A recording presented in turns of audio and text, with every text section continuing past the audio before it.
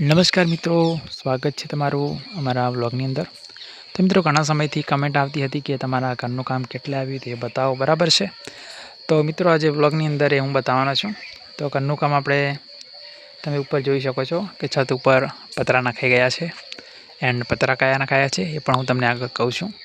સાથે આ પાઇપ જોઈ શકો છો, અહીંયા પાઇપ નાખી દીધી છે લેગ સાઈડથી, પાણી જે વરસાદનું છે તે નીચે ઉતરી જાય, બરાબર। હજી કામ કરવાનું બાકી છે અહીંયા, બરાબર, એટલે સાઈડમાં હાલ તો ટાઈમ પૂરતી રાખી છે।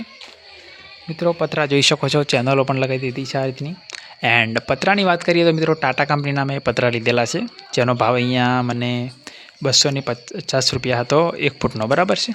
એમ લગભગ 14 ફૂટના એક પતરું છે અને 10 પતરા છે ટોટલ, એટલે આશરે 140 ફૂટ થાય છે। એન્ડ કહી શકાય કે 35,000 રૂપિયા જેવું ખર્ચો થયો છે। અને આ જે ચેનલો છે લોખંડની, બરાબર, તેનો ભાવ કહેવાય કિલો વજન ઉપર લીધેલી છે, એટલે 1 કિલોનો ભાવ 54 રૂપિયા જેટલો થયો છે, બરાબર છે। તો જોઈ શકો છો કે આ રીતે આપણે પતરા બધા ઢાંકી દીધા છે, નાખી દીધા છે આ રીતના, બરાબર છે। તો આ સાથે બીજું એક કામ થયું છે એ છે કે લાઇટનું ફિટિંગ, બરાબર છે। તો તમે જોઈ શકો છો અહીંયા કે પાઇપોની બધી ગોઠવણ થઈ ગઈ છે, કઈ કઈ જગ્યાએ જે બોર્ડ મૂકવાના છે લાઇટના, બરાબર છે, એનું પણ આપણે ગોઠવણ કરી દીધી છે।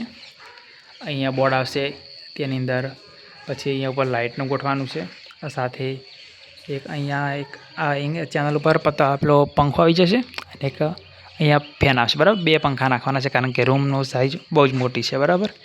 એન્ડ 2 બલ્બ ગોઠવીશું અને એક ટ્યુબલાઇટનું આપણે મૂકી દઈશું, બરાબર છે। અને આ સાઈડ એક્સ્ટ્રા બોર્ડ મૂક્યું છે, ગમે ત્યારે આપણે કામ આવી શકે, બરાબર છે। તો મિત્રો આ રીતે આપણે કામકાજ કર્યું છે, બરાબર છે। એન્ડ બહાર પણ બોર્ડ મૂક્યું છે, તમને બતાવી દઉં, અહીંયા જોઈ શકો છો, બરાબર।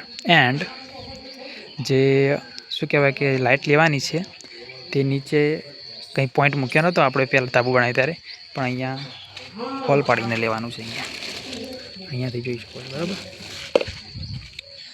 ત્યાં શું કર્યું છે, હોલ પાડ્યો છે અને ત્યાંથી નીચેથી પછી લાઇટ લેવાની છે, બરાબર મિત્રો। તો આ રીતનું મિત્રો જોઈ શકો છો, આ રૂમ એકદમ મને તો નીચે કરતાં અહીંયા બહુ મજા આવે છે, કેમ અને એકદમ હવા ઉજાસવાળી છે, જોઈ શકો છો। અહીંયા બારી આવી જાય છે મોટી, બરાબર, 4 ફૂટની। અહીંયા નાનકડો દરવાજો આવશે પાછળ, અહીંયા પણ એક બારી છે મોટી, બરાબર, જોઈ શકો છો તમે। એન્ડ અહીંયા પણ એક બારી આવી જાય છે, બરાબર, એટલે કહી શકાય કે બારીઓ ઘણી છે, હવા ઉજાસ માટે એકદમ મસ્ત રૂમ છે, બરાબર। અહીંયા પણ જોઈ શકાય મસ્ત નજારો છે, બરાબર। તો મિત્રો આજના વિડીયોની અંદર આટલું જ, મળીશું એક નવા વિડીયો સાથે।